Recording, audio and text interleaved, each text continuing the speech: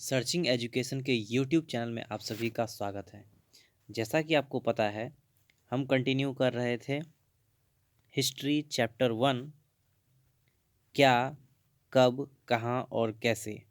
ये क्लास 6 का चैप्टर 1 है हिस्ट्री से। तो 4 पार्ट में हमने कवर कर लिया है हिस्ट्री को। ओके, हिस्ट्री मीन्स चैप्टर 1 को कवर करा है। Okay, part 1, part 2, part 3, part 4। आप एक एक करके उन 4 पार्टों को देखिए अच्छे से। और आज हम करने वाले हैं इस चैप्टर का क्वेश्चन आंसर।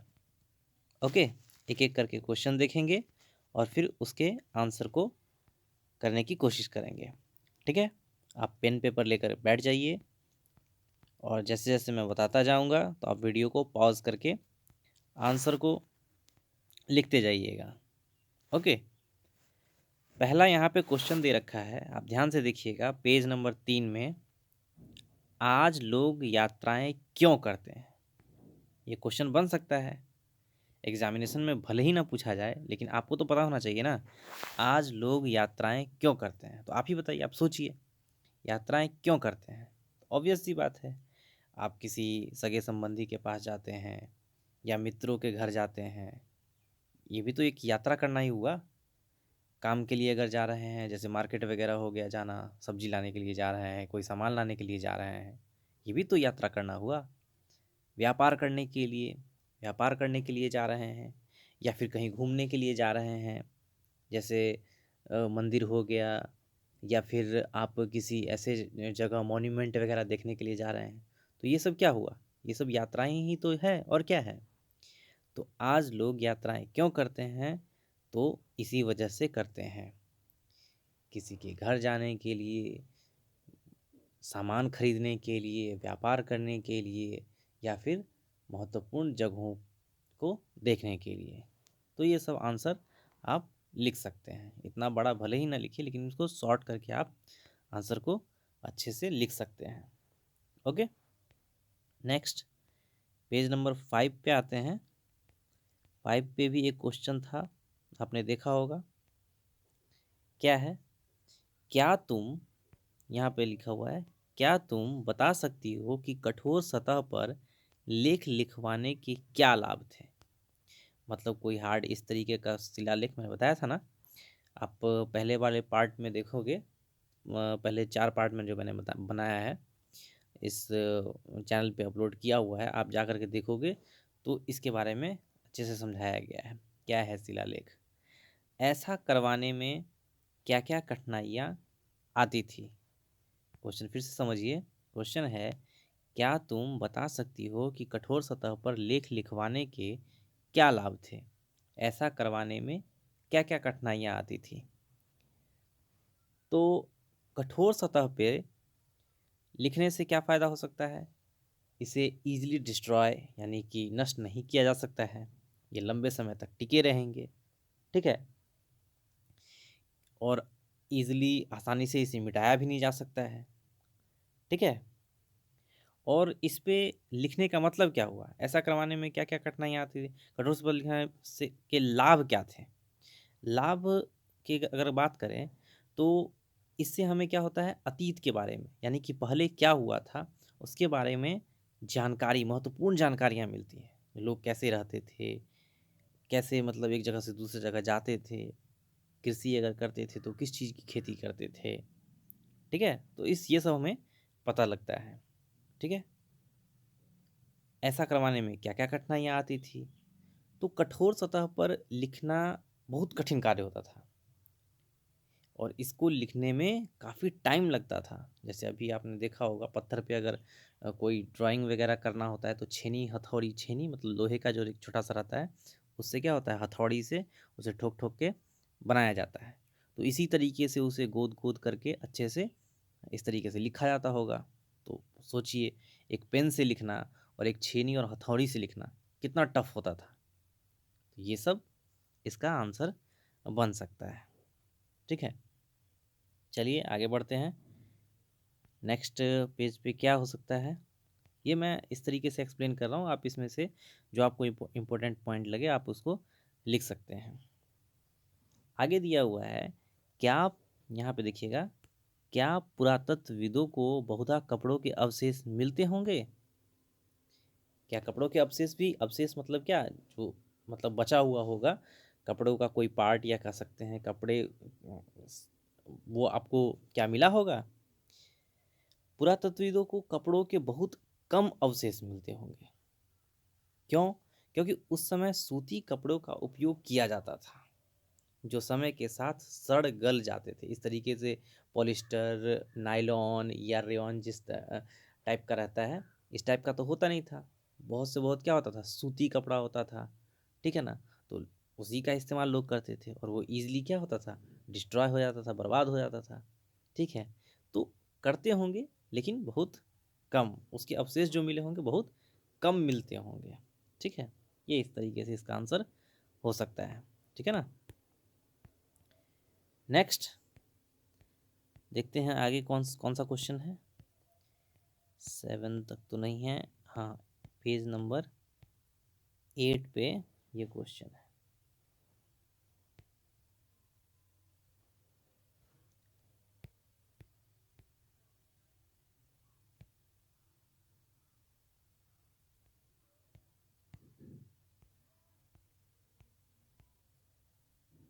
है ना। यहाँ पे है, पृष्ठ 3 पर दो तिथियां, उनका पता लगाओ। इन इनके लिए तुम किस अक्षर समूह का प्रयोग करोगे, ठीक है ना। तो आपको यहाँ पे पूरा का पूरा दिया हुआ है, इन पर दो तिथियां हैं।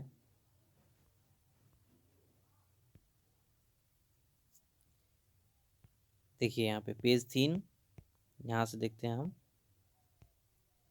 पेज 3, यहाँ देखिए 4700 वर्ष पूर्व और एक 2500 वर्ष पूर्व, दो तिथियां दे रखी है।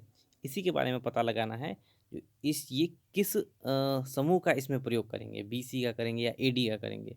तो जो देख रहे हैं वर्ष पूर्व बोला गया है, तो वर्ष पूर्व बोला है, इसमें किस चीज़ का इस्तेमाल करेंगे, बीसी, यानी कि बीसी बिफोर क्राइस्ट, यानी कि ईसा पूर्व के जन्म से पहले बीसी लगाएंगे, ठीक है ना। 4700 वर्ष पूर्व और 2500 वर्ष पूर्व, इसमें बीसी का इस्तेमाल करेंगे, बिफोर क्राइस्ट, ओके। अब नेक्स्ट है, कल्पना करो तुम्हें एक पुरातत्वविद का साक्षात्कार लेना है, इंटरव्यू लेना है। तुम उन 5 प्रश्नों की एक सूची तैयार करो जिन्हें तुम पुरातत्वविद से पूछना चाहोगे। तो वो 5 प्रश्न कौन कौन से हो सकते हैं? सबसे पहले तो आप बता सकते हो, अतीत में बनी तथा प्रयोग में लाई जाने वाली वस्तुओं का अध्ययन क्यों करते हैं, ठीक है ना। पुरातत्वविद से आप क्या पूछ सकते हो, अतीत मतलब जो इतिहास में हो चुका है, पहले जो बीत चुका है उसमें बनी तथा प्रयोग में लाई जाने वाली वस्तु का अध्ययन क्यों करते हैं। पुरातत्वविद किसी स्थान की खुदाई किस आधार पर करते हैं, उन्हें कैसे, क्यों उनको खुदाई करने की ज़रूरत पड़ती होगी। क्या खुदाई करते समय किसी प्रकार की सावधानी भी रखी जाती होगी, ठीक है, ऑब्वियस सी बात है, सावधानी तो रखना पड़ेगा। खुदाई में मिली चीज़ों की उम्र का पता कैसे लगाया जाता होगा। खुदाई में मिली चीज़ों को कहाँ और क्यों रखा जाता है। ये सब क्वेश्चन आपके दिमाग में आ जाने चाहिए, और आप पुरातत्वविद से पूछ सकते हैं, ठीक है। आगे है, आओ याद करें, ठीक है। इसमें निम्नलिखित का सुमेल करो, यानी कि मिलान करना है। जैसे इधर लेफ्ट साइड में यहाँ पे दे रखा है, नर्मदा घाटी, मगध, गारो पहाड़ियाँ, सिंधु तथा इसकी सहायक नदियाँ, गंगा घाटी, है ना। इस तरफ दे रखा है, पहला बड़ा राज्य आखेट तथा संग्रहण, लगभग 2500 वर्ष पूर्व के नगर, आरंभिक कृषि, प्रथम नगर। तो इसका आंसर क्या क्या होगा देख लेते हैं।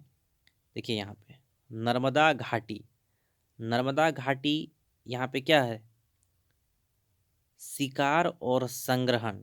नर्मदा घाटी के क्षेत्र में क्या होता था, आखेट तथा संग्रहण, आखेट मीन्स शिकार और संग्रहण होता था। मगध, मगध क्या था, पहला बड़ा राज्य था, है ना। बताया जा रहा है, अब जो है सो बिहार का क्षेत्र है, ठीक है ना। मगध पहला बड़ा राज्य। गारो पहाड़ियाँ, गारो पहाड़ियाँ यहाँ पर में आरंभिक कृषि, सबसे पहले पहले जो है यहीं से कृषि स्टार्ट हुआ था, आरंभिक कृषि। उसके बाद सिंधु तथा इसकी सहायक नदियाँ, इस नदी के आसपास में प्रथम नगर बसे, जो मतलब छोटे मोटे नगर होंगे, ये नगर बसे। फिर गंगा घाटी, गंगा घाटी लगभग 2500 वर्ष पूर्व के नगर, जो 2500 वर्ष पूर्व के नगर जो बसे, वो गंगा घाटी के आसपास के क्षेत्रों में बसे। तो ये इस तरीके से इसका आंसर होगा। ठीक है, नेक्स्ट देखते हैं। पांडुलिपियों तथा अभिलेखों में एक प्रमुख अंतर बताओ। क्या अंतर हो सकता है? तो पांडुलिपियां प्रायः, जैसे मैंने बताया था ना, ताड़ के पत्तों पे तथा भोज के पत्रों पर हाथ से लिखी जाती थी पांडुलिपि में, जबकि अभिलेख में किस पे लिखा जाता था? पत्थर पे लिखा जाता था। कोई सॉलिड चीज है तो उस पे लिखा जाता था, पत्थर पे। पत्थर या धातु जैसी कठोर सतहों पर गोद गोद कर लिखा जाता था, जैसे मैंने बताया ना, छेनी और हथौड़ी से। तो ये एक मेजर डिफरेंस हो सकता है। ठीक है ना, ये मेजर डिफरेंस है पांडुलिपि और अभिलेखों में। ठीक है, नेक्स्ट बढ़ते हैं। आओ चर्चा करें। क्या पूछा जा रहा है? रसीदा के प्रश्न को फिर से पढ़ो, इसके क्या उत्तर हो सकते हैं? रसीदा के प्रश्न प्रश्न जो उसने स्टार्टिंग में किया था। तो जैसा कि आप देख पा रहे हैं, यहाँ रसीदा बैठी अखबार पढ़ रही थी। अचानक उसकी निगाह एक सुर्खी पर पड़ी। 100 साल पहले। वह सोचने लगी कि यह कोई कैसे जान सकता है कि इतने वर्षों पहले क्या हुआ था। तो क्या हो सकता है इतने साल पहले? तो हमें अतीत में पांडुलिपियों व अभिलेखों का अध्ययन करने की जानकारी प्राप्ति की जा सकती है वहाँ से। ठीक है ना, तो वहाँ से जो पांडुलिपि हमने पांडुलिपि के बारे में अध्ययन किया, वो हम बता सकते हैं। अभिलेखों पे क्या क्या चीज़ उत्कीर्ण है उसके बारे में बताया जा सकता है। ठीक है ना, ये सब जानकारी हमें प्राप्त हुई है। इसके अलावा ईंट पत्थर से बनी हुई इमारतों के अवशेष, चित्रों, मूर्ति, औजार, हथियार, बर्तन, सिक्कों आदि की के द्वारा भी जानकारी मिलती है हमारे अतीत के बारे में। ठीक है ना, तो ये सब इसका आंसर हो सकता है। ठीक है, पुरातत्वविदों द्वारा पाई जाने वाली सभी वस्तुओं की एक सूची बनाओ। इनमें से कौन सी वस्तुएं पत्थर की बनी हो सकती हैं? तो पत्थर की क्या क्या बनी हो सकती है?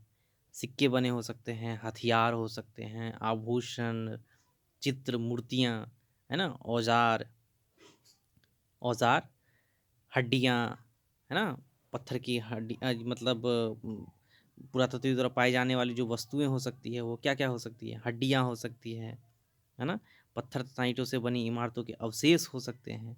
तो ये सब चीज़ पुरातत्व द्वारा पाई जाने वाली सभी वस्तुओं की सूची में शामिल कर सकते हो। इनमें से कौन कौन सी वस्तुएं पत्थर की बनी हो सकती है? तो पत्थर की क्या क्या बने हो सकते हैं? पत्थर के हथियार बने हो सकते हैं, पत्थर के आभूषण भी बने हो सकते हैं, मूर्तियाँ हो सकती हैं, औजार भी तो बनाया जा सकता है। और उन्हें मिला क्या क्या होगा? तो हड्डी मिले होंगे, सिक्के मिले होंगे, है ना, पत्थर तथा ईंट से बनी इमारतों के अवशेष उसे मिले होंगे। ठीक है, नेक्स्ट है, साधारण स्त्री तथा पुरुष अपने कार्यों का विवरण क्यों नहीं रखते थे? इसके बारे में तुम क्या सोचते हो? तो साधारण स्त्री और पुरुष अपने कार्यों का विवरण नहीं रखते थे, इसके कुछ कारण हो सकते हैं। जैसे साधारण स्त्री और पुरुष अपने कार्यों को इतना महत्वपूर्ण नहीं मानते होंगे कि उनका विवरण तैयार किया जा सके। हो सकता है वो उनके लिए कोई खास मैटर ना करे। यह भी संभव है कि वे पढ़े लिखे न हो, और यह भी संभव है कि वे गरीब हों और उत्कीर्ण करवाने का जो कार्य होता है वो खर्चीला होता है। इस वजह से वो इसकी मतलब कह सकते हैं विवरण या डिटेल इसका नहीं रखते होंगे, क्योंकि ये सब बहुत ज़्यादा एक्सपेंसिव होता होगा उनके लिए। ये सब कारण हो सकता है। ठीक है, आगे दिया हुआ है, कम से कम दो ऐसी बातों का उल्लेख करो जिनसे तुम्हारे अनुसार राजाओं और किसानों के जीवन में भिन्नता का पता चलता है। तो क्या क्या मतलब अंतर हो सकता है ना, क्या क्या मतलब उन दोनों को डिफरेंट करता है? तो राजाओं राजाओं का जीवन वैभव और ऐश्वर्य से परिपूर्ण होगा। मतलब बहुत ही आलीशान टाइप से रहते होंगे, है ना। जबकि किसान का जीवन कष्टों भरा होता है, आपको पता ही है अभी भी किस तरीके से स्थिति है। राजा अपनी विजयों का मतलब वो लेखा जोखा रखते थे। जो भी राज्य को वो जीतते थे या जो भी मतलब साम्राज्य को वो अपने अधीन कर लेते थे तो उसका लेखा जोखा रखते थे। जबकि किसान के लिए ये सब चीज़ कर पाना संभव नहीं था, क्योंकि बहुत ही ज़्यादा एक्सपेंसिव होता था, बहुत खर्चीला होता था। इस वजह से ये रिकॉर्ड वगैरह नहीं रख पाते थे, लेखा जोखा। ठीक है ना। आगे है आओ करके देखें, क्या दिया हुआ है। पृष्ठ 1 पर शिल्पकार शब्द का पता लगाओ। शिल्पकार मतलब जो मूर्तिकार है। आज प्रचलित कम से कम 5 भिन्न भिन्न शिल्पों की सूची बनाओ। क्या ये शिल्पकार स्त्री पुरुष, स्त्री तथा पुरुष दोनों होते हैं। तो शिल्पकार में जैसे शिल्प में क्या हो सकते हैं, हाथ से बनाया हुआ हो सकता है, जैसे भवन का शिल्प हो सकता है, भवन का मूर्ति शिल्प हो गया, है ना। शिल्प में काष्ठ यानी कि लकड़ी का शिल्प हो गया, चर्म का शिल्प, चमड़ा का शिल्प होता है। ये सब भी तो ये क्या है, आर्ट कला है ना। और और जैसे बात की जा रही है जो ये कार्य कौन कौन कर सकते हैं शिल्प में, जब जो मैंने बताया 5, इनमें स्त्री पुरुष या स्त्री पुरुष दोनों कर सकते हैं। तो जैसा कि भवन शिल्प, इसमें पुरुष काम कर सकते हैं। काष्ठ शिल्प में पुरुष कर सकते हैं। चर्म में पुरुष कर सकते हैं। लेकिन जैसे हस्तशिल्प वाला हो गया, इसमें स्त्री पुरुष दोनों कर सकते हैं, है ना। मूर्ति शिल्प वाले में हो गया, इसमें स्त्री पुरुष दोनों कर सकते हैं। तो कुछ ऐसे काम हैं जिसमें सिर्फ ज़रूरी नहीं है सिर्फ पुरुष ही कर सकते हैं, लेकिन पुरुष की दक्षता उसमें ज़्यादा होती है। लेकिन कुछ ऐसे काम हैं जिसमें स्त्री पुरुष दोनों उस चीज़ को अच्छे तरीके से कर सकते हैं। आगे है अतीत में पुस्तकें किन किन विषयों पर लिखी गई थी, तुम इनमें से किन पुस्तक को पढ़ना पसंद करोगी। तो अतीत में बहुत सारे टाइप के पुस्तक लिखे गए होंगे, जैसे बहुत सारे विषयों पर लिखे गए होंगे, जैसे धार्मिक मान्यताओं व व्यवहारों पर, धार्मिक की बात हुई थी ना। राजाओं के जीवन पर, औषधियों तथा विज्ञान पर, टेक्नोलॉजी क्या क्या रहा होगा उस समय का, है ना। औषधि मीन्स दवा, जो होगा प्राकृतिक दवा, उस समय तो प्राकृतिक दवा ही होगा। तो ये सब विषयों पर लिखी होगी पुस्तकें। ठीक है, तो ये सब था क्वेश्चन, और उसका आंसर मैंने देने की कोशिश की है। आपको कैसा लगा ये वीडियो, आप कमेंट सेक्शन में ज़रूर बताएं। और आगे चैप्टर 2 पढ़ेंगे, तब तक के लिए हमारे चैनल पे बने रहें। ठीक है, अगर इसमें आपको कोई डाउट्स है किसी पॉइंट्स पे तो आप कमेंट सेक्शन में हमसे पूछ सकते हैं।